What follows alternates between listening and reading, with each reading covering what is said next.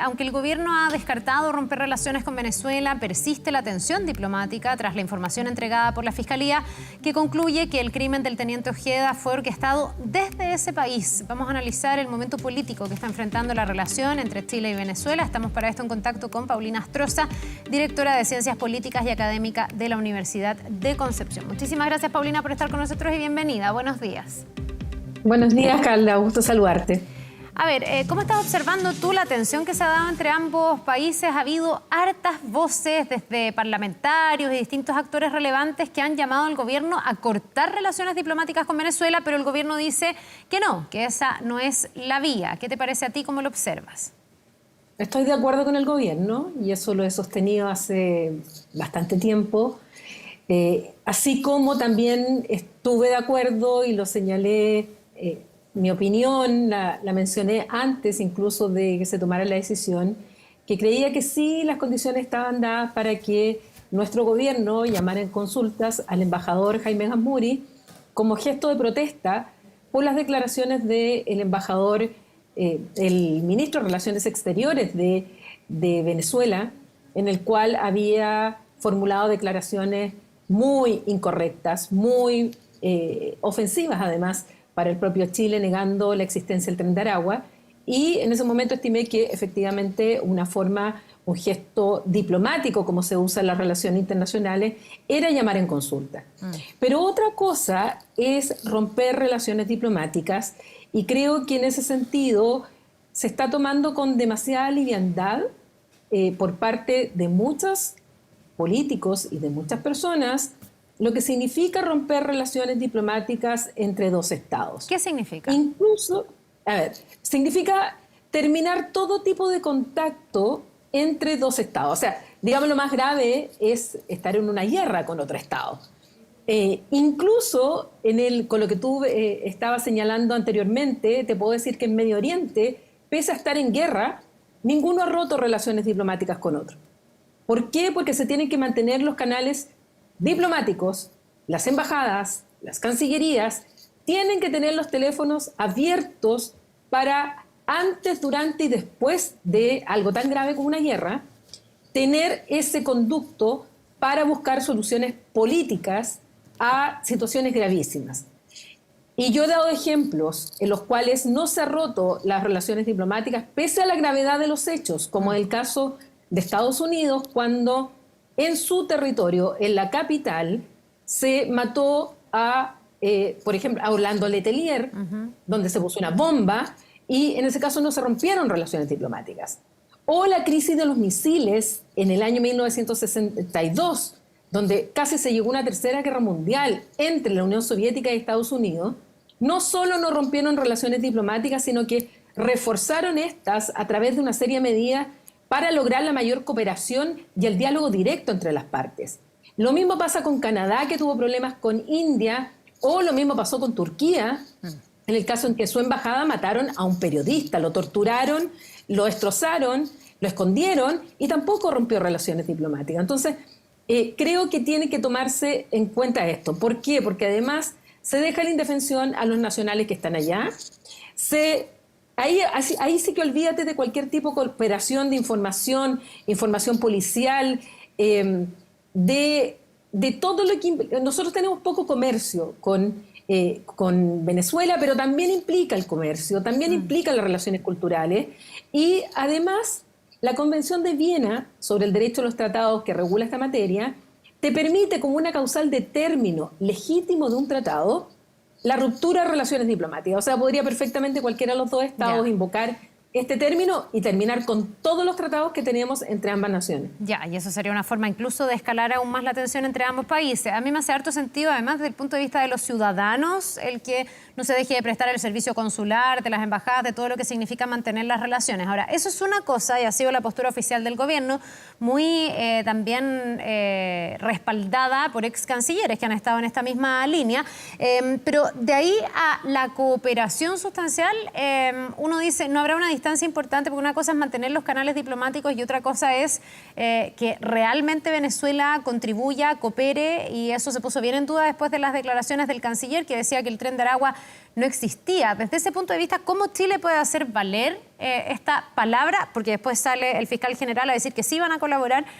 ¿Cómo puede hacer valer la palabra de Venezuela y que Venezuela efectivamente coopere con Chile? Presión, presión, presión y sobre todo a nivel regional. Porque así como declaró en un momento que no existía el Tren de Aragua, después se dio una tremenda voltereta y dijo que sí existía el Tren de Aragua. Y eso claramente fue en respuesta al llamado en consultas que se hizo. ¿Y por qué digo presión, presión, presión a nivel internacional, regional? Porque no es solo Chile quien es víctima de lo que está pasando con el narcotráfico, con lo que está pasando con el crimen organizado, con lo que está ocurriendo con bandas como el Tren de Aragua y otros. A Chile incluso nos ha llegado después esto que a los otros países, una razón geográfica principalmente, pero esto lo está sufriendo Ecuador de manera horrible. La situación que está pasando hoy día Ecuador, hace 10 años atrás no la vivía. Es lo mismo que está pasando en Perú, lo que está pasando en Bolivia, lo que está pasando en Colombia, lo que está pasando en Brasil. Por lo tanto, aquí es muy importante que a nivel regional se pueda actuar para presionar a no solamente el caso puntual de Venezuela, sino de todos aquellos países en los cuales parte el tráfico, donde están las bandas organizadas y que se están expandiendo a través del continente. Y en esto yo estoy muy de acuerdo con una acción que es lo que va a ocurrir esta semana, en que lo que se llama la Comisión de Brasilia va a ser presidida por Chile, y donde se van a reunir 12 países esta semana en Santiago para tratar justamente el tema del narcotráfico, las bandas organizadas, el crimen internacional, porque solos como país no lo vamos a lograr. Se están haciendo propuestas por parte de políticos que son impracticables, que no lo van a lograr, que esto ya está probado en cuanto tanto al tráfico o a las presiones migratorias como a la lucha contra el tráfico. ¿A qué te refieres tú? ¿A la idea de cerrar fronteras, de no permitir que ingresen venezolanos? ¿A qué te refieres cuando dices que se están proponiendo cosas que son inviables? O sea, primero romper relaciones diplomáticas. Creo que sería ahondar más aún y dejar mayor espacio justamente para que no logremos nada de parte de Venezuela. Segundo, con las opiniones, por ejemplo, que le escuché al diputado Manucheri, de 24 meses, 2 años, en el cual no pueden entrar ni salir venezolanos. O que se esté planteando que se expulse a todos los venezolanos. Resulta que el único país que recibe a venezolanos, o debiera recibir a venezolanos, es Venezuela. Y si cortamos con ellos, ¿cómo lo presionamos? ¿De qué manera los presionamos? Si Bolivia no lo recibe, Colombia no lo recibe, otros países no lo reciben. E insisto, este problema se lo está causando Venezuela no solo a Chile, se lo está causando al resto de los vecinos. Y aquí es Brasil principalmente quien tiene que jugar un rol importante. Lula tiene un acceso incluso mayor directo hacia el régimen de Maduro, donde lo que hay que hacer es presionar para que justamente Venezuela colabore con esto. Ahora, si Venezuela Paulina, no quiere... Solo para entender, tú hablas del rol estratégico de Brasil en esto por los intereses económicos que hay en juego, por la cercanía ideológica que puede haber entre un Lula y un Nicolás Maduro, aunque Nicolás Maduro, por supuesto, se ha transformado en un tipo de liderazgo totalmente distinto, digamos, pero sí hay un sector político, un domicilio similar, ¿no? ¿A qué te refieres con el rol estratégico que puede jugar Brasil? ¿Por qué Brasil sería el mandatado a presionar de mayor manera a Venezuela? Porque independiente quien dirija Brasil, Brasil es una potencia regional y es una potencia además a nivel mundial. Tiene un peso específico, es un país continente. Y en este caso, por razones ideológicas hoy día, es muy distinto el Brasil evidentemente de Bolsonaro con el Brasil de Lula. Lula tiene que asumir su rol de un gobernante de izquierda, pero no de esa izquierda que vaya a avalar una dictadura como es la del régimen de Maduro. Entonces, ya hay que decirlo con todas sus letras, es una dictadura. Y dentro de ese escenario es que hay que manejarse y en el que se tienen que manejar los estados más allá de izquierda a derecha. Porque el flagelo de lo que estamos viviendo, de la crisis de seguridad, en el que países como Chile, pero insisto, Chile ahora, los otros países ya lo han vivido antes, estamos viendo crímenes que no habíamos conocido, como el sicariato, como el secuestro por extorsión, como el ajuste de cuentas, como las bandas organizadas están dentro de las poblaciones. Esto los países vecinos lo conocen incluso peor que nosotros, y eso es lo que tenemos que lograr, porque creo que hoy día la mayor amenaza a la democracia y a la estabilidad de nuestros países es justamente el narcotráfico, el crimen organizado, y que además, como dice un colega mío, que es Andrés Malamud, doctor de la Universidad de Lisboa, son los que más se han integrado. O sea, los países no hemos logrado esa tan ansiada integración latinoamericana, pero quienes sí lo han logrado han sido las bandas y los que cometen crimen internacional. La coordinación entre ellas ya se la quisieran los estados. Paulina, ahora, tú has hablado de presión, lo ha dicho el gobierno también, que tiene que ser en instancias internacionales, que se tiene que poner como en la lupa al gobierno de Nicolás Maduro. Pero la pregunta es si eso tiene algún efecto, si finalmente se da por aludido Nicolás Maduro, que creo que ha habido momentos en que ha estado más cuestionado incluso que ahora. En algún momento la disidencia venezolana logró cierto nivel de articulación, vimos lo que pasó en Cúcuta, Juan Guaidó y tantas cosas, pero eso no logró tampoco cambiar los destinos ni de Venezuela, ni de los venezolanos, ni de la región. Y hoy día, claro, uno dice más presión sobre Nicolás Maduro, pero es un Nicolás Maduro que está básicamente planificando unas elecciones a su medida, que probablemente lo ratifiquen en el cargo y que le den cierta validez, sabiendo que se ha perseguido opositores, que no se deja que se inscriban. ¿Cuánto sentido o cuánto efecto hace la presión sobre Nicolás Maduro? Da la sensación a veces de que no le importa y que tampoco se logra con esa presión generar ningún cambio real. Lo podemos ver de distintos puntos de vista. Yo creo que aquí hay un factor esencial que hemos dejado de lado y que es Estados Unidos. Estados Unidos debiera ser parte de esta presión internacional, que es el que más puede presionar internacionalmente a Nicolás Maduro. Sí, pero tiene una serie de intereses creados con Venezuela, entonces también... a eso voy, a que geopolíticamente nunca le he dejado de comprar, por ejemplo, petróleo, ni siquiera en los peores tiempos con Chávez, cuando en Naciones Unidas habló de que olía azufre tras la intervención de George Bush. Y aquí el contexto también, porque esto, lo que yo analizo es lo que es, no lo que debiera ser. Yo analizo y lo que estoy planteando es la realidad tal cual como se está dando, nos guste o no nos guste. Y la guerra de Ucrania, por ejemplo, tiene efectos en esto, porque con la guerra de Ucrania se necesita petróleo, sobre todo los europeos. Entonces, ¿qué es lo que provocó la guerra de Ucrania? Provocó justamente que por parte de Estados Unidos, que estaba presionando muchísimo a Maduro, resulta que relajara las medidas, se negociaran porque necesitan petróleo, y una de las formas de necesitar petróleo es también ayudarle a europeos a tener acceso al petróleo en situaciones de crisis complejas como en la guerra de Ucrania, y más ahora con lo que está pasando en Medio Oriente. El precio del petróleo se va a ir a las nubes. La OPEP también ha hecho que estos precios suban. Y eso causa inflación y eso causa problemas internos. Entonces, tampoco es tan fácil.